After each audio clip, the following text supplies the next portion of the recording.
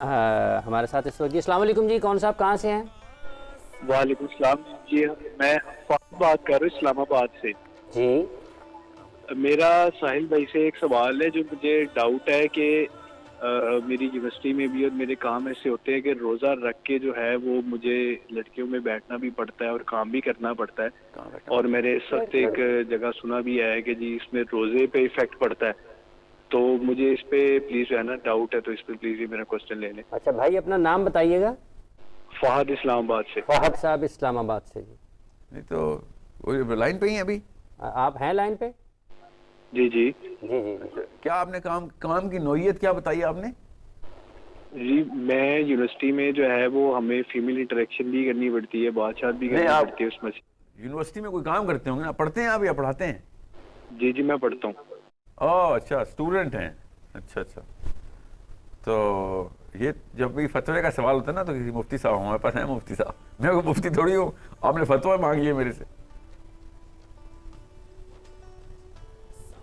بغیر میرا اپنا مشورہ یہ ہے کہ مفتی صاحب کے جواب کے بعد کیا احتیاط کریں اور خواتین کو پردے کا انتظام دعوت دیا کریں۔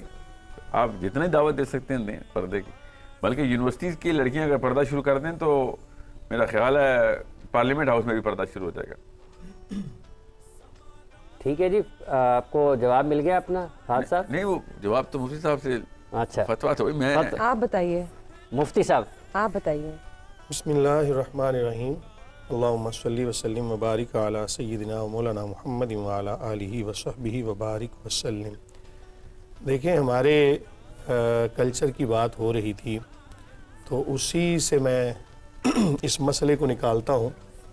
ہمارے ہاں جب پردے کی بات کی جائے نا تو آگے سے جواب ملتا ہے کہ بہت ساری مجبوریاں ہیں، یونیورسٹیز میں پڑھنا ہے اور دیگر معاملات ہیں، طرح طرح کی ہیلے بہانے بھی کیے جاتے ہیں، مجبوریاں سامنے رکھی جاتی ہیں۔ میرا سوال یہ ہے کہ حضور نبی کریم صلی اللہ علیہ وآلہ وسلم کی جو ازواج مطہرات، ہماری امہات المومنین، تمام مومنین کی جو مائیں ہیں، وہی ہمارے لیے ماڈلز ہیں اور انہی کو فالو کرنے میں عافیت ہے۔ اگر اس سے ذرا برابر بھی ہم ادھر ادھر ہونا تو اس میں ہلاکت ہی ہلاکت ہے۔ تو کریم آقا علیہ الصلوۃ نے جب اپنی ازواج کے بارے میں، بلکہ خود خالق کائنات نے پردے کا حکم دیا اور ساتھ یہ بھی فرمایا، صرف ایک کو نہیں فرمایا، صرف مرد کو نہیں فرمایا کہ وہ نگاہیں نیچی رکھے، خاتون سر عام پھرتی رہے، نہیں، خاتون کو حکم دیا کہ وہ بھی نگاہیں نیچی رکھے اور پردے کی حالت میں رہے۔ اور جہاں تک بات ہے کہ سطر کتنا ہونا چاہیے اور کہاں تک چھپانا چاہیے، تو چہرہ سطر میں تو نہیں آتا۔ اب اس پہ سوال ہوتا ہے کہ نبی کریم صلی اللہ علیہ وآلہ وسلم کے زمانے میں جو چہرہ ہے اس کو ظاہر کرنے کی اجازت تھی، تو آج علماء کہتے ہیں جی چہرہ بھی چھپاؤ اور جناب ہاتھ بھی چھپاؤ، پاؤں بھی۔ تو یاد رکھیں کہ نبی کریم صلی اللہ علیہ وآلہ وسلم کا ایک ہوتا ہے قول حقیقی، ایک ہوتا ہے قول ضروری۔ حضرت ام المومنین عائشہ الصدیقہ عفیفہ رضی اللہ تعالی عنہا، آپ سے جب پوچھا گیا کہ آپ خواتین کو عبادات کرنے کے حوالے سے، مسجد میں آنے سے آپ روکتی ہیں، تو آپ نے فرمایا کہ آج اگر کریم آقا علیہ الصلوۃ خواتین کی تزیین و آرائش کو دیکھ لیتے تو آپ بھی فرماتے کہ ان کا مساجد میں آنا جائز نہیں ہے۔ یعنی یہاں تک پردہ جو ہے نا اس کی احتیاط ہے۔ اور اگر میں وہ حدیث سناؤں، کریم آقا علیہ الصلوۃ نے فرمایا کہ کسی بندے کا جسم، کسی بندے کا ہاتھ ایک لتھڑے ہوئے خنزیر سے لگ جائے، یہ بہتر ہے اس سے کہ وہ کسی خاتون کو ٹچ کرے۔ اب آپ اس سے اندازہ لگا لیں کہ آج ہم کس نہج پہ کھڑے ہیں۔ تو آپ بھائی، پیارے بھائی، اگر آپ یونیورسٹی میں ہوتے ہیں تو روزے کی حالت میں ان چیزوں سے احتیاط بالکل ضروری ہے۔ اگر آپ نے عام دنوں میں بھی ایسا معاملہ کیا، نگاہیں نیچی نہ رکھیں یا خاتون نے پردہ نہ کیا، عام دنوں میں بھی گناہ گار ہے، تو روزے کی حالت میں تو سخت گناہ ہوگا۔ باقی یہ ہے کہ جہاں تک کلچر کا تعلق ہے، کلچر میں ایک بندے کو میں نے کہا، یہ ریسنٹلی واقعہ ہوا، کہتا جی میں کالج میں پڑھتا ہوں، ساحل بھائی ذرا آپ کی توجہ بھی چاہوں گا۔ تو میں نے اس سے کہا کہ داڑھی رکھ لیں جناب۔ کہتا جی مجبوری ہے کہ کالج میں پڑھنا ہے، یونیورسٹیز میں پڑھنا ہے۔ تو میں نے کہا دیال سنگھ کالج کے اندر ایک سکھ جو ہے وہ داڑھی رکھتے ہوئے نہیں شرماتا۔ تو آج کا مسلمان جو ہے وہ نبی کریم صلی اللہ علیہ وسلم کی سنت پر عمل کرتے ہوئے، اور خاتون جو ہے وہ حضرت سیدہ فاطمہ الزہرا رضی اللہ تعالی عنہا کی سیرت مبارکہ پر عمل کرتے ہوئے شرماتی ہے۔ اگر اس کو آپ خوبصورتی کہیں، میں اگر اس کو دو لفظوں میں بیان کروں تو ہر جو اعلیٰ چیز ہوتی ہے نا اس کو چھپایا جاتا ہے، اور جو عام سی چیز ہوتی ہے اس کو سر عام رکھا جاتا ہے۔ آپ ایسی خاتون کہ جس کا حسن و جمال بالکل نہیں ہے، کچھ زیادہ نہیں ہے، وہ اگر پردہ کرتی ہے نا تو لوگوں کی نظروں میں نا اس کی اہمیت بہت زیادہ ہو جاتی ہے، اہمیت ہے، بالکل، بڑھ جاتی صحیح ہے، بات اور اپنے آپ کو جیسا آپ نے ابھی حدیث مبارکہ کا بھی ذکر فرمایا ہے تو کم یہ از کم حافظ صاحب آخری بات، کم از کم کسی گناہ کو نا گناہ سمجھ کے کوئی کرے گا نا تو شاید ممکن ہے کہ آنے والی زندگی میں توبہ کر لے، تو کم از کم اتنا پتہ ہونا چاہیے کہ یہ ہے گناہ، یہ ہے گناہ، اتنا آپ کو ضرور پتہ ہونا چاہیے۔ اور یہیں پر ہم ایک وقفہ لیتے ہیں جی، وقفے کے بعد آئیں گے۔ قاری صاحب آپ کا بہت شکریہ، مفتی صاحب آپ کا بہت بہت شکریہ، اور ہمیں ملک عمر فاروق صاحب ہمیں جوائن کریں گے اس وقفے کے بعد، اور اس کے ساتھ ساتھ رانا عبد المنان صاحب بھی ہمارے ساتھ ہوں گے، ہمارے ساتھ رہیے گا۔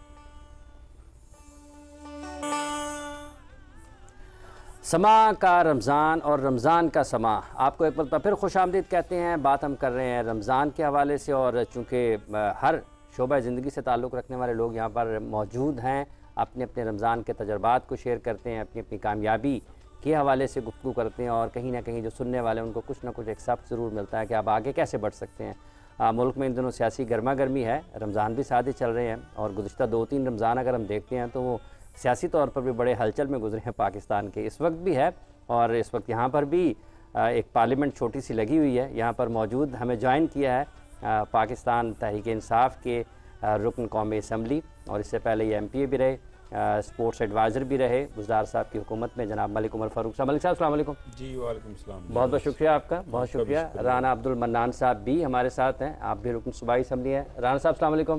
جی بہت شکریہ، بہت بہت شکریہ آپ کا۔ اور آپ جن کی طرف جا رہے ہیں وہ سیاست میں ہوں یا تھوڑی سی رخصت لے لیں، یا اس کے ساتھ تھوڑا بہت کہیں نہ کہیں آپ چلے جائیں دائیں سے بائیں، اگر تھوڑا سا اسکرین سے ہٹ بھی جائیں لیکن وہ ہمیشہ خبروں میں ضرور رہتے ہیں۔ وہ گل ود گئی ہوئے مختاریت یا پھر نہ چاننا، ندیم افضل چاند صاحب۔ چاند صاحب السلام علیکم۔ وعلیکم السلام۔ بہت بہت شکریہ، اور آپ تینوں کا مہمانوں کا بہت بہت خوش آمدید، اور آپ تشریف لائے۔ چاند صاحب کیسا چل رہا ہے رمضان؟ ٹھیک ہے جی، ابھی تو دوسرا روزہ ہے، اور میرے خیال میں تو مصروف رہیں تو کوئی محسوس بھی نہیں ہوتا، لیکن بہت بڑی نعمت ہے، اللہ تعالیٰ اس سے مستفید کرے سب کو۔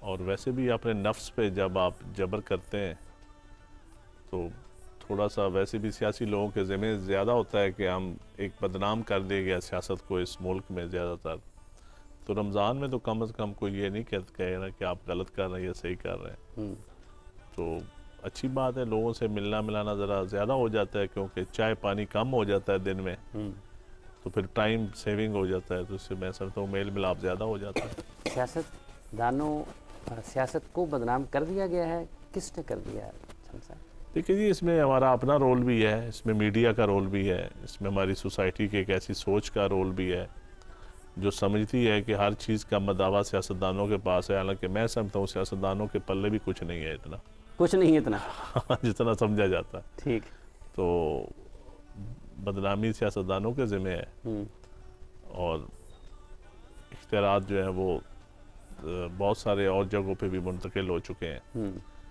تو اس لیے اب جو وقت آ گیا ہے سیاستدانوں کو واپس اپنی چیزیں گین کرنے کے لیے، ڈیموکریسی کو مضبوط کرنے کے لیے ٹائم لگے گا، اور یہ ہمارے رویوں پہ منحصر کرتا ہے۔ جتنی شدت، جتنی پولرائزیشن سیاست میں آ چکی، ہم 3 پارٹیوں کے لوگ بیٹھے ہیں، لیکن جب پارلیمان کا اجلاس ہو یا کوئی اور چیزیں ہو تو اس وقت ہم لڑتے ہیں، تو اگر ہم ایک ٹاک شوز میں یا ایک کسی ٹرانسمیشن میں بیٹھ سکتے ہیں، یا عام زندگی میں کہیں بھی عام تقریبات شادی میں، غمیوں کے اوپر ہم اکٹھے ہوتے ہیں، ویسے بھی میل ملاپ ہوتا ہے، کہیں عزیزداریاں ایک دوسروں کے ساتھ، تو میرے خیال میں عوام کے مسائل کے حل کے لیے بھی اکٹھے ہونا چاہیے۔